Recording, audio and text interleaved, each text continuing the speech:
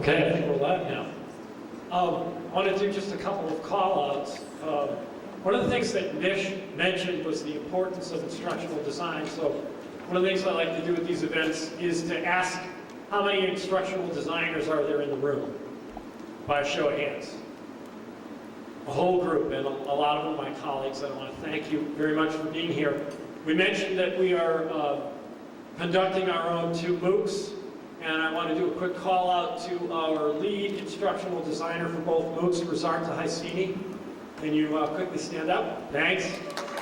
And to Kevin O'Rourke, designer and video producer for our MOOCs. And to Christian de Torres, designer and instructional technologist on our MOOCs. Wonderful team of people that we're working very closely with, and I've worked with all of them in the past, and I'm very excited about working closely with them. We have lots of wonderful people here. We also have one individual who has asked for a brief moment to do an introduction, and that's you, Bill Ferguson. And he is with the Marianne Liebert Publishing Company.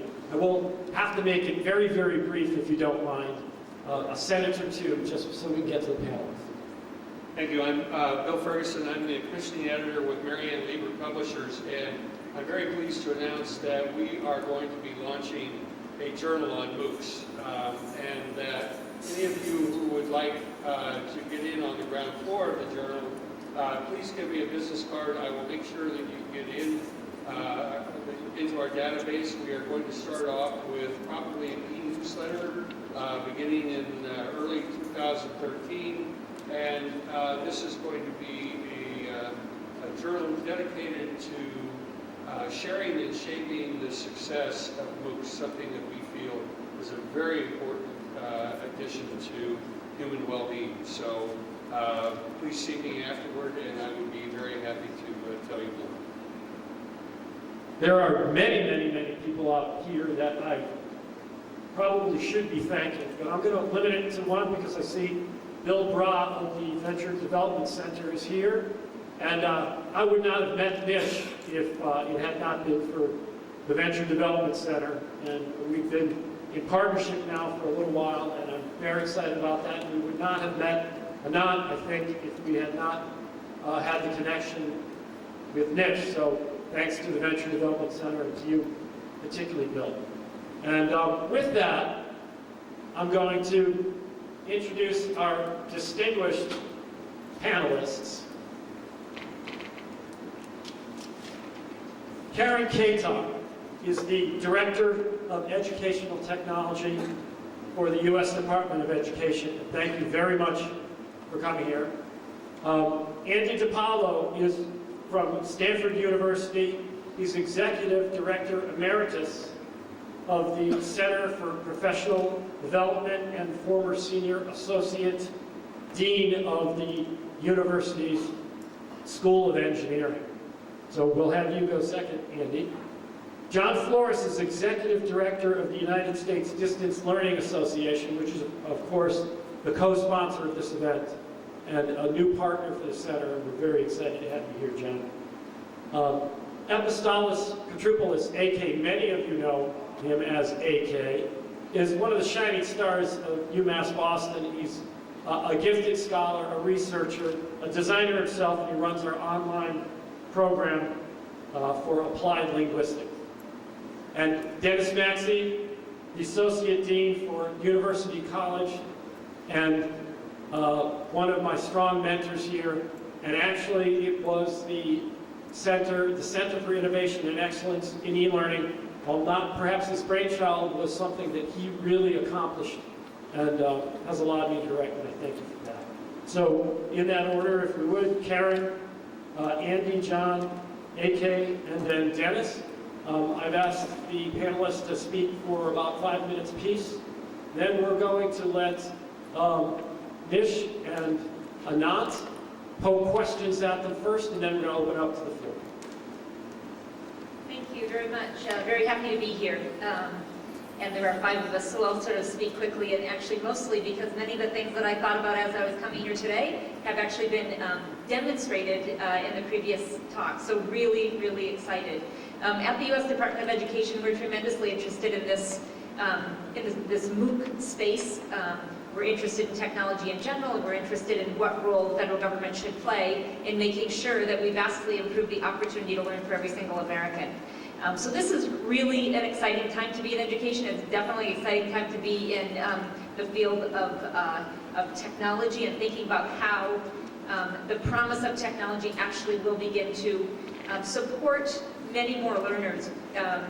Just to remind everybody, we have about 1/4 of our students that drop out of high school. Well over 1/3 of the students who go to college need remedial help or aren't prepared properly to go to college. We have many students who don't finish college, and we have 93 million adults in this country who are, we would say, undereducated.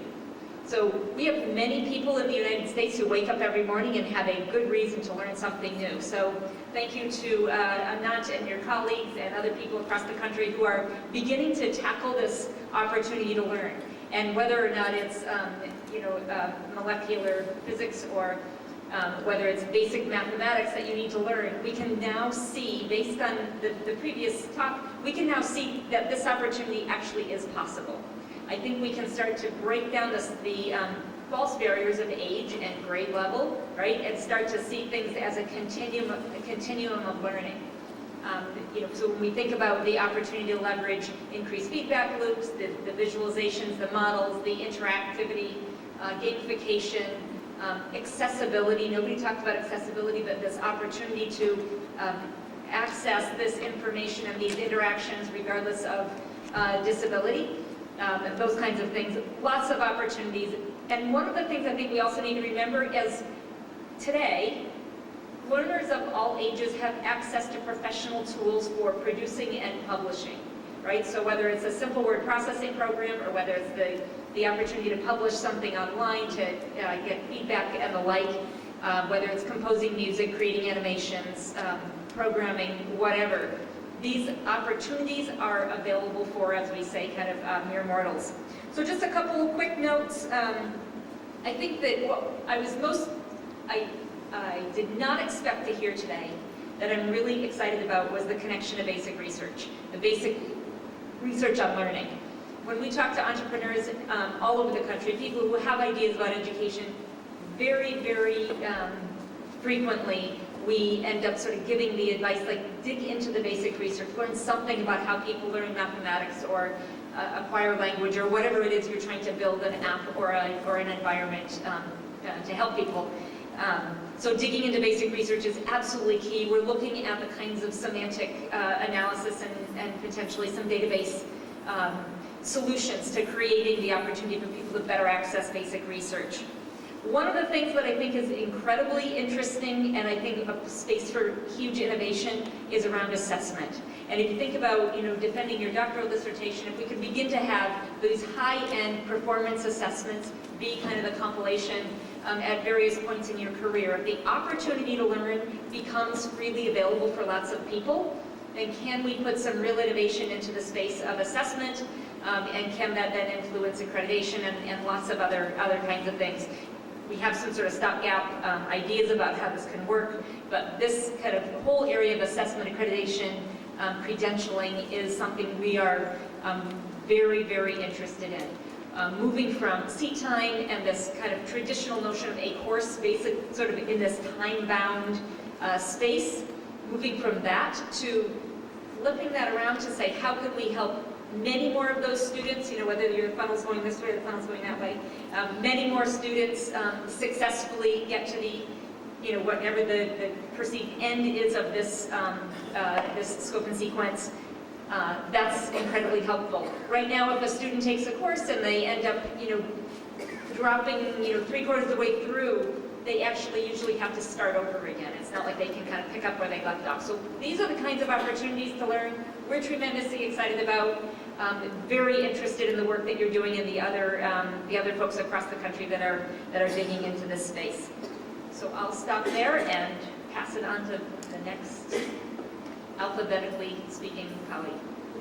Thanks. I'm delighted to be here, and I'm from that little university on the West Coast. You may not know, it's Leland Stanford Junior University, the official name of the university. We're just a junior school 3,000 miles away. I want to tell you a story about, I worked for many years directing a center which provided education and training to high-tech companies from Stanford. A lot of that actually was online and distance education. We had upwards of 50 degree concentrations from masters online. We had certificate programs, we had professional education. So a full, robust program. So we've done distance education at Stanford for many years, actually starting with the television network. So I went, as I would normally do, to department faculty meetings. And I went 2 years ago to the computer science, one of their meetings, where I would be talking about what we're doing and asking them to think about other courses and programs they might want to offer online to industry. Well, the conversation quickly moved in a different direction, one I had not anticipated, when a faculty member said, we should be doing everything for free. We should be giving away the Stanford curriculum. We should be creating a university for the world. Another faculty member said, I'd like to capture mind share. I'd like my thoughts to be shared with people around the world so that they can change the way they do things, the way they think, the way they affect the economy, the way they affect their families. I had another faculty member say that we could invent the classroom of the future. But the best line of all, a faculty member said, what we should do is this, is we should not have a freshman class at Stanford. We should eliminate the entire freshman class. Instead, let's take the entire curriculum, first year of Stanford, and make it available as a MOOC online to anybody in the world. Then we'll pick off the top 1/2 of 1% of those people, and they'll be the sophomore class. Very clever, innovative ways of thinking about things. Now, why do we do MOOCs at Stanford? We do them for two reasons. One is, and it's what I'm hearing from my friends at MIT and Berkeley and others, is we want to learn a lot more about teaching and learning by experimentation. MOOCs are one giant experiment going on right now. And we want the results of that when we think about these large, massive data sets, this big data that we can collect about how people learn, that can impact the way that faculty members think about teaching. Can we then use those results first on the Stanford campus? Students who are matriculating as undergraduate and graduate students. And then the second is, can those same materials be used by others around the world in a humanitarian way? Can we help educate the world, find those students in places that would otherwise not have an opportunity for education? They might then be able to access Stanford education in unique ways through MOOCs. John Hennessy, the president of Stanford, my old boss, he talks about a tsunami coming, this wave of inexpensive online education that will soon be upon us. Daphne Kohler, one of those faculty members in the computer science department at that meeting, who's now one of the founders of Coursera, said, yes, that tidal wave is coming, so you have a choice. You can either be covered by the wave or you can surf the wave, and it's always better to surf. The other thing that I was thinking about, and that is on the plane coming, and reflecting on the theme of the symposium, the whole idea of sustainability. Now, because I ran a large center that was revenue-driven, I always think in a practical sense. So I gave some thought to, okay, here we are in this era of experimentation. What happens next as we begin to think about how do we then move this out in a serious way to keep it going? At Stanford and MIT and others, we're fortunate. We have funding to do that now. Someday that funding will run out, either government sources or university sources or gifts from foundations. That money is finite. So if I'm at another university beyond Stanford, MIT, and others, and thinking of being in this, I need to figure out a way, how can I afford to do this? That's the practical sense. So I jotted down a few things about, as we go forward, if you are intending to do MOOCs longer term, how can you keep this going? So a few things you could do. Besides the traditional approach of looking for grants and contracts, which will expire, one you could do, and that's been some thought going on, perhaps you could charge a small fee. So you have 150,000 students taking a class, maybe you charge $1. That generates a lot of revenue to support that course and others going forward. Something else you might do is, might you then begin to think about small fees to activating that course for credit that could be transferred to another university. So we're driving down the costs of tuition and allowing a student to take some MOOC, to take that learning and knowledge, assuming you're being tested, and that may be another way to generate some revenue is a testing center that you create to test your knowledge base. You have the competencies after taking this class, you can prove to another university or you could do that. A small fee might be for that. The other is you could perhaps have a small fee for extra support if you're looking for that. Fortunately, we have students who are acting as tutors, helping other students. Well, if you couldn't do that, might there be a very small fee that you could establish? I worked many years ago to create something called the California Virtual University, a statewide initiative for state and private universities that failed. And our business model was that we would charge money for textbooks, and the textbook publisher would give us a little percentage of that to undergrad university. There was not enough money generated, not enough students to do that. Well, you start thinking about these very large numbers. A small percentage of a textbook sale could be helpful to a university who wants to support and extend the development of MOOCs. Others that have been mentioned a moment ago, the newer companies, these are spin-outs from Stanford, Coursera and Udacity. Those two companies are now beginning to charge companies for access to their top students as a resume. So Coursera has something called Coursera Career Services. So a company would pay Coursera to gain access to the top small percentage of those students who could then be perhaps hired by a company. So it ends up being a recruitment tool. Other ways you might do it, and this is one we experimented. I created something called Stanford Engineering Everywhere about 10 years ago, which was an early MOOC-like approach where we take all of our course videos, handouts, and homework and just make them available, but no interaction. That we experimented with, might you do some, thinking about some, this is, I need to be careful about this, but commercials with it. But the way we talked about it, might it be commercials where you sponsored, underwritten by a company, but along the national public radio, public broadcasting system would be something at the very front end. Very innocent type approach, but some commercialization. There could be money generated to support the development of MOOCs as you go forward.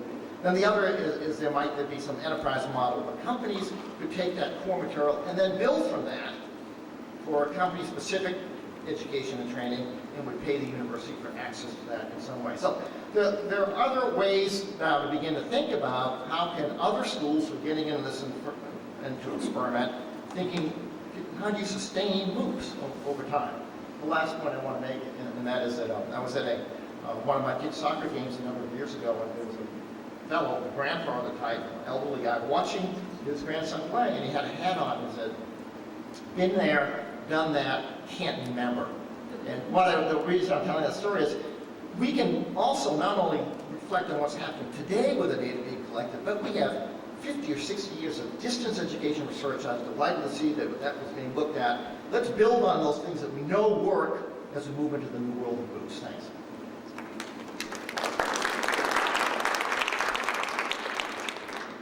Thanks, Alan. John Flores, Executive Director of the United States Distance Learning Association.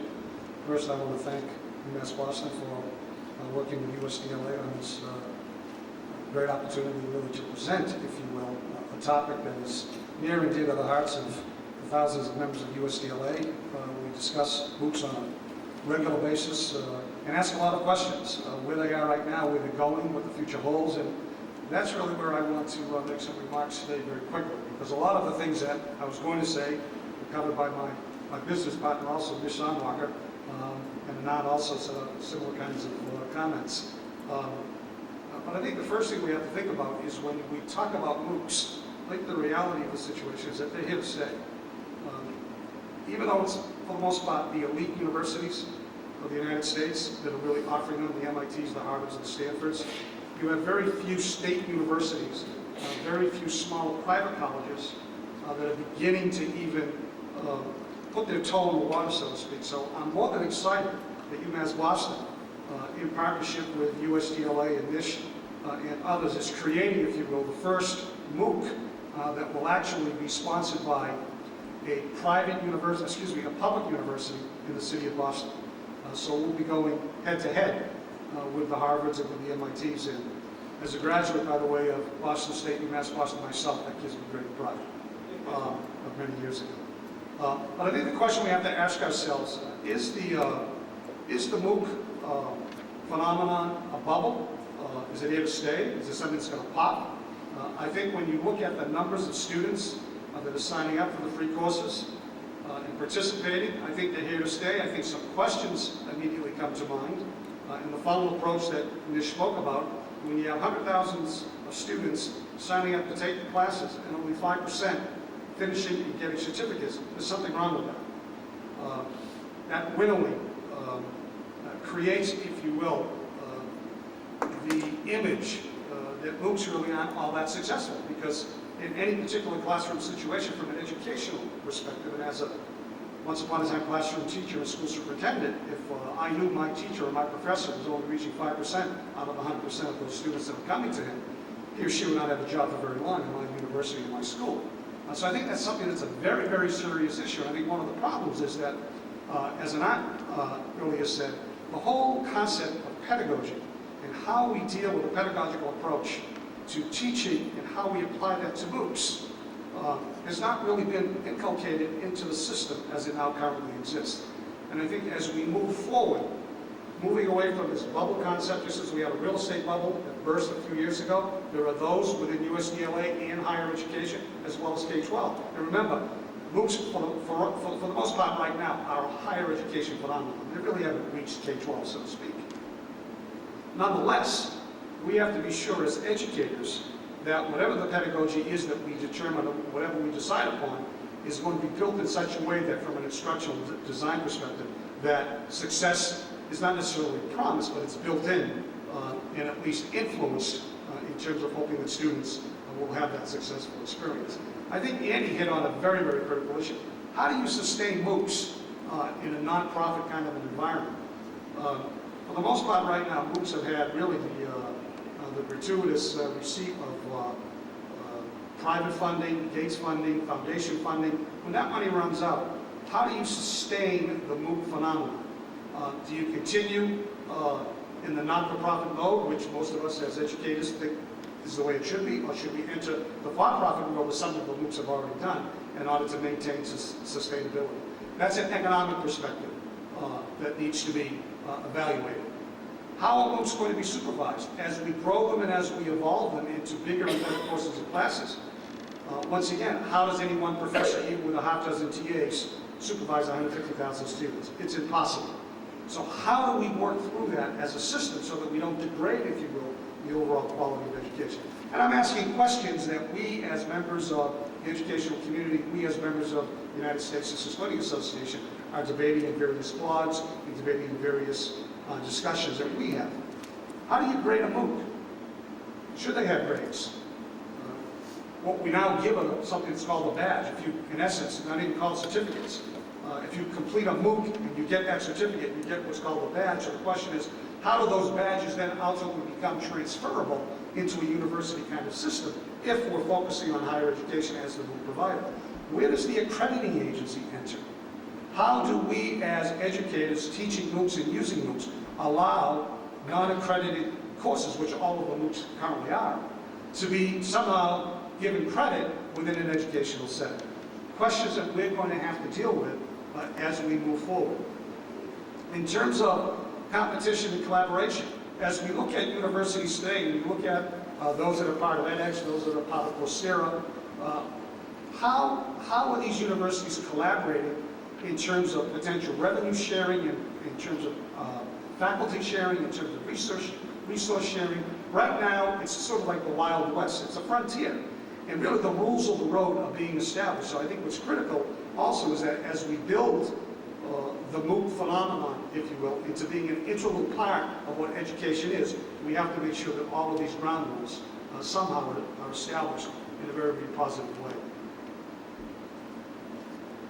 As a teacher many years ago, how do we ensure also that MOOCs, in essence, teach students with varying learning disabilities? Right now, every MOOC that's put out there online, in the eyes of the Department of Education, doesn't meet their standards. They're all illegal courses because none of them meet any of the needs of students with any kind of special needs as is required under federal law.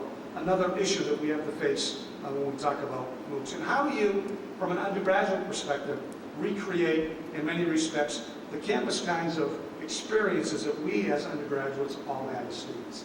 Now, a lot of the things that I'm saying, I've read many, many times over, and I've synthesized these into a number of statements that I'm making today based on just doing simple research. If you Google, what are the best things about MOOCs, you'll get hundreds of related articles.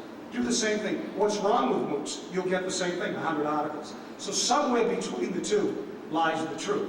I think we as educators, we as members of this very broad-minded distance learning community have the opportunity as well as the obligation to be sure that whatever it is that we ultimately decide upon in terms of even creating standards, if you will, for the MOOC phenomenon, that we follow what has traditionally been successful educational pedagogy, successful educational research, so that what it is that we produce, we know is sound, we know is effective, and we know that in essence meets the needs of students. Hello, everybody. Can you hear me now? Hello, everybody. My name is Posteros Kotropoulos, but everybody calls me AK, so please feel free to refer to me as AK. I come to MOOCs as a student first. I got emails from the various EdTech lists back in 2008 when Connectivism and Connected Knowledge, CCK, started, and many believe that this is the first true MOOC, a connectivist MOOC. And at that time around, I said, you know what, my plate is full, I'm starting my instructional design degree, I can't do this. Then I kept getting emails from colleagues such as Christian and Doris with additional MOOCs. I'm like, again, my plate is too full, I can't do this now. Well, at some point I graduated, so Christian sends me another email saying, hey, there's learning analytics. George Siemens is offering it at Athabasca University. Like, you know what? Learning analytics fits in with business intelligence. I did this as part of my MBA. This seems interesting. I can finally tackle a topic that's relevant to education, fits into my previous knowledge, and it's also a MOOC so I can figure out what this form factor is all about. And then it caught on like wildfire. I've experimented with a lot of different MOOCs. A lot of the connectivist MOOCs have no specific format. So depending on who's teaching it, you have a different setup. So that was really exciting for me as an educational technologist, because not only was I being exposed to new knowledge as a student, as an educational technologist and instructional designer, I could look at the underlying instructional technology and instructional design employed, what worked and what didn't work. As an applied linguist, the language aspect of MOOCs was really interesting to me as well, because you had people from all over the world. And when you look at these MOOCs, some people, or a lot of people, are communicating in English. That's our lingua franca for education. But you do have these pockets where they speak in their own language, be it Italian, French, Chinese, Greek, whatever. And you're able to see the thought process of students from a lot of different parts of the world, which is really, really interesting. So going back, this past semester I've started experimenting more with the XMOOC, the Coursera, edX, Udacity, and I'm about to complete my fourth one. And in each MOOC, I've taken a different approach. So let's step back and see, what does it mean to participate fully in this and get a certificate? What does it mean to participate partially in this MOOC and get a different level certificate? What does it mean to be the equivalent of the guy in the back of the auditorium listening to that brilliant professor but not showing up to any of the exams? So depending on my level of participation, the analytics for those MOOCs are different. So how am I counted? If I get the certificate, maybe I am counted in this group. If I don't get the certificate, but I still have the knowledge, I'm counted in this group, but my abilities as a learner and as an employee aren't really shown off because I don't have that certificate. So what does it mean for a learner to participate in MOOCs at different levels? So this is where I see MOOCs as an educational incubator, the place where instructional technology meets that instructor, meets educational research, meets venture capital. One of the things that we do in higher ed is we try to keep everything in-house. Our servers are in the next building. Our server managers are also there. We are very afraid of the cloud. We want to keep everything in-house. Well, we just don't have enough resources to do that. And that is sustainability to me. What can we leave out in the cloud? Who can we partner with? And how does that impact both laws in terms of FERPA and things like that, and also what it means to our learners, how are we impacting their educational experience? And with that, I'll pass it off to my colleague, Dennis Maxey. Thank you very much, MK, and thank you all. This is wow. I've learned an awful lot. Completely different perspectives. So let me start out simply by saying that I always get it wrong. I'm the old guy, and I'm not very prescient. As Andy would say, been there, done that, can't remember. I missed out on the internet. I thought it wasn't much different than a simple computer lab that was wired together in order that we could share the printer. I didn't realize that the scale itself would have the effect that it did. I didn't think that the word processor would be much different than typing. In fact, I have a garage filled with those old IBM selector balls. I didn't see the ability to edit on the fly would allow us to capture our thoughts in a fundamentally different way than before. I didn't realize that the simple idea of editing and spell check and access to Wikipedia would give a moral dimension to writing, because now there's no excuse for not getting it right. So in fact, I still use an old pocket watch. But when I first heard about MOOCs, I was determined not to let this new idea slip by. I first heard it from a colleague who I think is here, Kristen Manning, who actually at that time was taking a course from the George Siemens learning theory, and she was talking about connectionism. And she was taking this course, and so I had to sign up for one too. And I signed up for a course out of Coursera on machine learning. And for about 5 weeks I survived. I participated to the best of my ability. But my experience was a lot different than Kristen's. I had a great teacher. There was a lot of stuff in the course. And there was a lot of work involved. I had about 75,000 fellow students. The course was enjoyable, but it didn't seem to be quite the same as Kristen's. So in Kristen's course, she said that learning really took place where the connections are made within the course, where communities of inquiry formed and dissolved dependent upon a learner's needs and desires. So maybe there was more than one type of a MOOC. And again, Kristen stepped in here and pointed out that there are C-MOOCs, which AK mentioned, and there are X-MOOCs, which he also mentioned. And I had been enrolled in an X-MOOC. And there isn't really something that's innately better or worse about one or the other, but they're different. So let's look at UMass Boston's MOOC project. Originally, we had hoped that we would follow the C-MOOC model, but several really talented folks became partners, and the project has been shaped as much by their skills and their ideas as well. I think we're currently making an X-MOOC, but I think Nish can tell you a little bit more about that. But special attention has been made to develop a structure that allows for these communities of inquiry to form and be sustained. Now, it's scheduled to launch in the spring, and again, we will have others be talking a bit about it. But I still am continue to be challenged by the very name of MOOC, Massive Open Online Course. So UMass Boston's typical online model limits students in each class to 20 or 25. So what are the implications for a tenfold increase? Do we begin to see the same aspects of scale as we saw with the likes of the internet networking?